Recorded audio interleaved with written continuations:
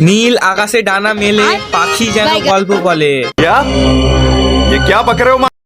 হ্যাঁ, আজকে তোমাদের এরকম কিছু সুন্দর সুন্দর পাখি দেখাবো, আর তোমাদের জন্য একটা চ্যালেঞ্জও আছে। তোমাদের এই পাখিটার প্রাইস গেস করতে হবে। যদি কারোর অ্যান্সার ঠিক হয় তাহলে আমি পরের ভিডিওতে তার আইডি শাউট আউট দিয়ে দেবো। হ্যালো গাইজ, আসসালামু আলাইকুম, আমি Maruf, welcome to my new mini blog. তো শুরু করা যাক। আর এইটা হলো আমার 8000 ফলোয়ার্স কমপ্লিট করা চ্যালেঞ্জের ভিডিও নাম্বার 20। আজকে গিয়েছিলাম আমি একটা বন্ধুর ঘরে, তার আবার পাখির কালেকশনও আছে, মানে ও একটা পাখির ব্রিডার। আর ওর বাড়িতে যেতেই প্রথমে আমি চলে আসলাম ওর পাখির ঘরে, আর ও বললো নাকি 50 পিস পাখি বিক্রি করে দিয়েছে। আমার একদিন আগে আসলে আরো ভালো হতো। যাক, নেই মামার থেকে কানা মামাই ভালো। এতদিন আসবো আসবো করে আসা হয় না, ফাইনালি আজকে চলে আসলাম। বন্ধুটা প্রথমেই আমাকে দেখালো একটা পাখির ডিম আর একটা বাচ্চা।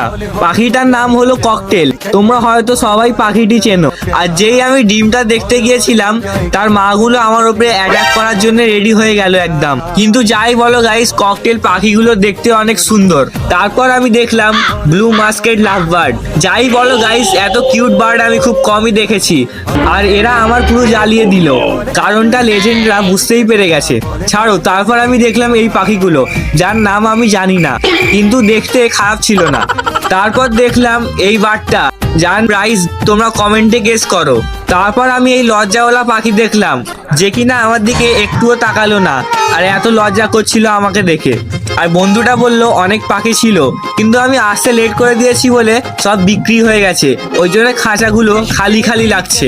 তারপর আমি দেখলাম একটা জার্মানের পাখি, যার নাম হোয়াইট ডোভ, মানে সাদা জার্মান ঘুঘু। তারপর বন্ধুটা পাখিগুলোকে খাবার আর পানি দিল। আর আজকে আমি এই ভিডিওটা এখানেই শেষ করলাম। তো দেখা যাচ্ছে তোমার সঙ্গে অন্য কোনো ব্লগে। তো আল্লাহ হাফিজ।